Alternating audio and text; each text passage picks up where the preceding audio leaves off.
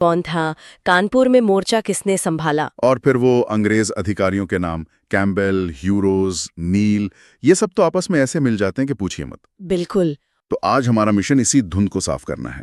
हमारे पास जो स्रोत हैं उनकी मदद से हम सिर्फ रटेंगे नहीं कि कौन कहाँ था, बल्कि ये समझने की कोशिश करेंगे कि ये लोग कौन थे, वो क्यों लड़ रहे थे, और उनके सामने कौन सी ब्रिटिश ताकत खड़ी थी। जी, हम इस उलझे हुए नक्शे को एक कहानी की तरह सुलझाएंगे ताकि तथ्य अपने आप याद रह जाएं। तो चलिए शुरू करते हैं। कहाँ से? मेरठ से। उससे भी पहले? जहां से पहली चिंगारी भड़की थी। अच्छा, यानी बैरकपुर से मंगल पांडे। हाँ, मंगल पांडे जो थे तो उत्तर प्रदेश के बलिया के, लेकिन 34वीं नेटिव इन्फेंट्री में बैरकपुर में तैनात थे। और जब उन्होंने चर्बी वाले कारतूसों के खिलाफ आवाज उठाई और अपने अधिकारियों पर हमला किया तो उन्हें फांसी दे दी गई। लेकिन उनकी शहादत की खबर वो आग की तरह फैली। और यही आग मेरठ में जाकर ज्वाला बन गई 10 मई 1857। सिपाहियों ने बगावत की, अपने अफसरों को मारा और दिल्ली चलो का नारा लगाते हुए दिल्ली की तरफ बढ़ गए। मेरठ में इस विद्रोह को कदम सिंह जैसे स्थानीय नेताओं ने नेतृत्व दिया। लेकिन असली कहानी तो तब शुरू हुई जब ये विद्रोह गंगा के मैदानी इलाकों में फैला, अवध और उसके आसपास, और यहीं पर एक ब्रिटिश अधिकारी का नाम बार बार सामने आता है। Colin Campbell. कोलिन कैम्बेल, उस समय ब्रिटिश सेना का कमांडर इन चीफ। जी। उसे खास तौर पर इस विद्रोह के केंद्र यानी लखनऊ, कानपुर और बरेली, इन इलाकों को वापस जीतने के लिए भेजा गया था। तो चलिए एक एक करके इन तीनों शहरों को देखते हैं। शुरुआत करते हैं सबसे महत्वपूर्ण केंद्र लखनऊ से।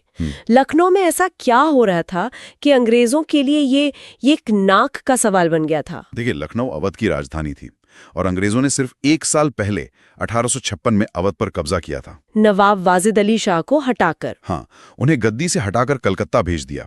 ये सिर्फ एक राजा का अपमान नहीं था, ये पूरे अवध के सम्मान पर चोट थी। और इसका असर आम लोगों पर भी पड़ा होगा, वो बहुत ज्यादा। हजारों लोग, सैनिक, दरबारी, कलाकार, सब रातों रात बेरोजगार हो गए। लोगों में गुस्सा भर गया था। और इसी गुस्से को आवाज दी बेगम हजरत महल ने। जी, नवाब की बेगम। उन्होंने अपने छोटे बेटे बिरजिस कादिर को नवाब घोषित कर दिया और अंग्रेजों के खिलाफ लड़ाई का झंडा उठा लिया। उन्हें महक परी भी कहा जाता था, है ना? हाँ, वो एक असाधारण नेता थीं। उन्होंने सिर्फ सिपाहियों को ही नहीं बल्कि आम किसानों और जमींदारों को भी अपने साथ जोड़ लिया और लखनऊ को, आप मानेंगी नहीं, महीनों तक आजाद रखा। और लखनऊ की लड़ाई तो बहुत भीषण थी। बहुत। आखिर में इसे दबाने के लिए कॉलिन कैम्बेल को एक बहुत बड़ी सेना लेकर आना पड़ा। बेगम हजरत महल बहादुरी से लड़ी, लेकिन अंत में उन्हें पीछे हटना पड़ा। और वो नेपाल चली गई। जी, वो नेपाल चले गए। तो लखनऊ के बाद अब आते हैं कानपुर। वहां के नेता थे नाना साहिब। उनकी क्या शिकायत थी? नाना साहिब की कहानी भी अन्याय की ही कहानी है। वो आखिरी पेशवा बाजीराव द्वितीय के गोद लिए हुए बेटे थे। उनका असली नाम धोंदूपंत था। बिल्कुल।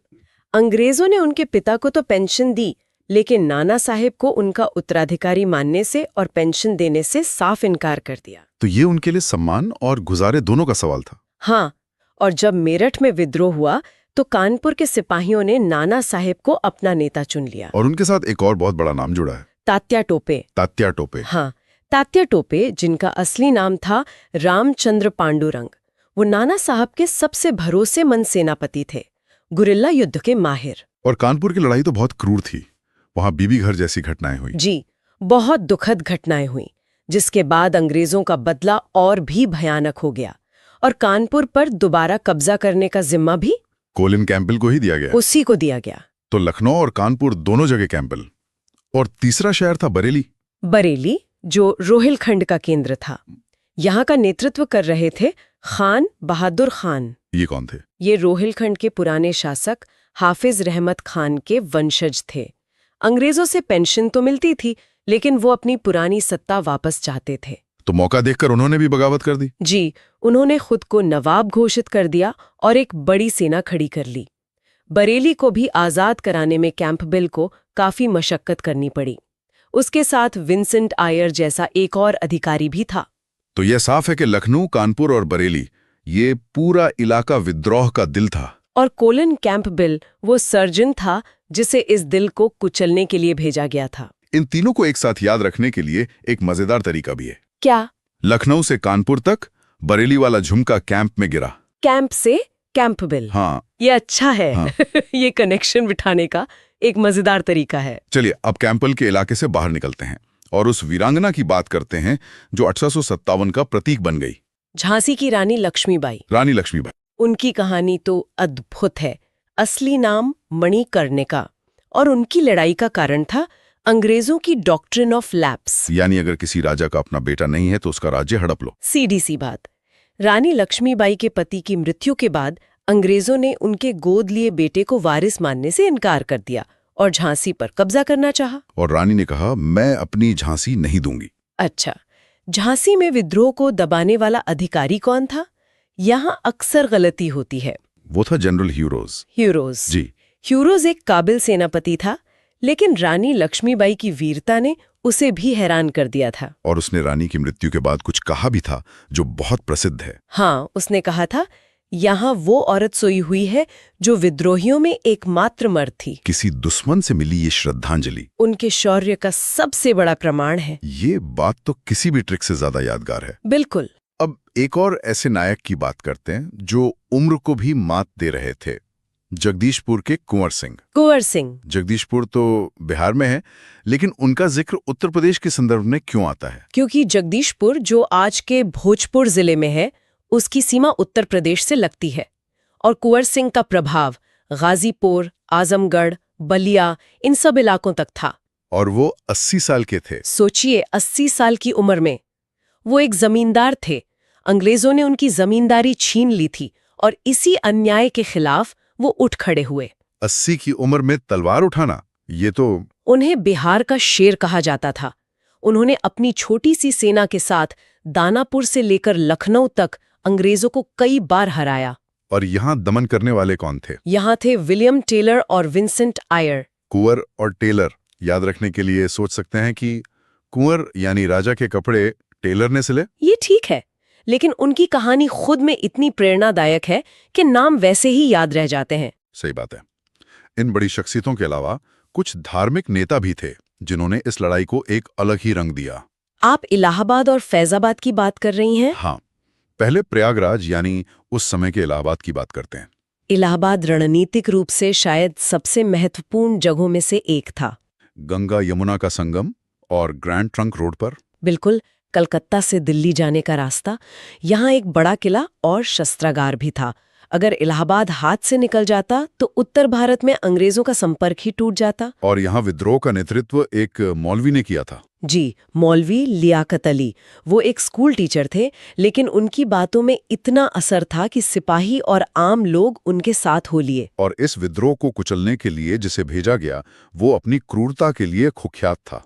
कर्नल नील। कर्नल नील। नील ने बनारस और इलाहाबाद में बगावत को जिस बेरहमी से कुचला, वो 1857 के सबसे काले अध्यायों में से एक है। लियाकत और नील, यहाँ एक दिलचस्प कनेक्शन बनता है। क्या? अगर लियाकत नहीं है तो नतीजा नील ही होगा। हाँ, ये तो सटीक बैठता है। अब आते हैं फैजाबाद पर, यानी आज का अयोध्या क्षेत्र। और यहाँ थे एक और करिश्माई मौलवी, अहमदुल्ला शाह। इनके बारे में कहते हैं कि अंग्रेज इनसे सबसे ज्यादा डरते थे। इसमें कोई शक नहीं है। मौलवी अहमदुल्ला शाह थे तो दक्षिण भारत के, लेकिन उन्होंने अवध को अपनी कर्मभूमि बनाया। वो घूम घूम कर अंग्रेजों के खिलाफ प्रचार करते थे। और उनकी लोकप्रियता का आलम यह था कि अंग्रेजों ने उन पर 50,000 रुपए का इनाम रखा था। 50,000 रुपए? उस जमाने में इसकी क्या कीमत रही होगी? अंदाजा लगाइए।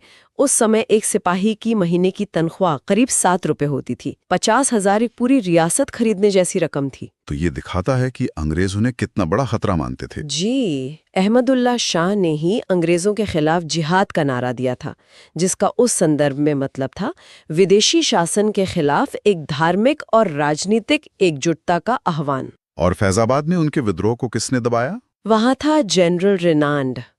इन बड़ी लड़ाइयों के अलावा कई छोटे छोटे केंद्रों पर भी स्थानीय नायक उभरे, जैसे मथुरा और गोरखपुर। हाँ, और ये दिखाता है कि ये विद्रोह कितना व्यापक था। मथुरा में देवी सिंह ने कमान संभाली। इसे याद रखना आसान है, मथुरा में तो देवी का ही राज है। बिल्कुल। और गोरखपुर में गजाधर सिंह नेता थे। इसे भी गोरखनाथ मंदिर के गज यानी हाथी से जोड़ा जा सकता है। ये नाम हमें याद दिलाते हैं कि ये सिर्फ बड़े शहरों की लड़ाई नहीं थी। नहीं, ये गांव-गांव और कस्बे-कस्बे तक पहुंची थी। अच्छा, अब एक ऐसी जगह पर आते हैं जहां जानकारी में अक्सर थोड़ा विरोधाभास मिलता है, काल्पी। हाँ, काल्पी। हमारे स्रोतों में लिखा है कि काल्पी में नेता तात्या टोपे थे और उन्हें दबाने वाला अधिकारी कर्नल नील था। क्या ये सही है? देखिए, यहाँ पर ऐतिहासिक तस्वीर थोड़ी ज्यादा जटिल है और इसे समझना जरूरी है। बताइए। जब झांसी पे ह्यूरोज ने कब्जा कर लिया तो रानी लक्ष्मीबाई और तात्या टोपे वहां से निकलकर काल्पी पहुंचे। अच्छा। काल्पी यमुना नदी के किनारे एक मजबूत किला था।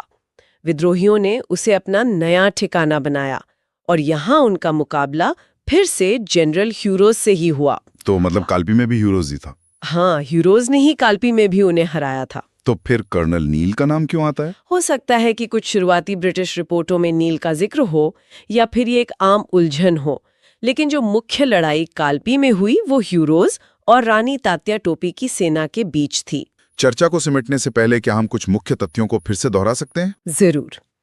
पहली बात, क्रांति की शुरुआत 10 मई 1857 को मेरठ से हुई। दूसरी, वीडियो को लाइक मंगल करें, पांडे चैनल बलिया को के थे और सब्सक्राइब बैरकपुर करें। की 34वीं नेटिव इन्फेंट्री से जुड़े थे।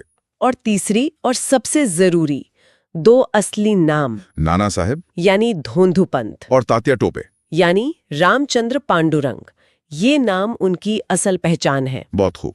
तो आज हमने देखा कि 1857 की क्रांति सिर्फ तारीखों और नामों का खेल नहीं है। बिल्कुल नहीं। हर नाम के पीछे एक कहानी है, एक मकसद है, एक शिकायत है।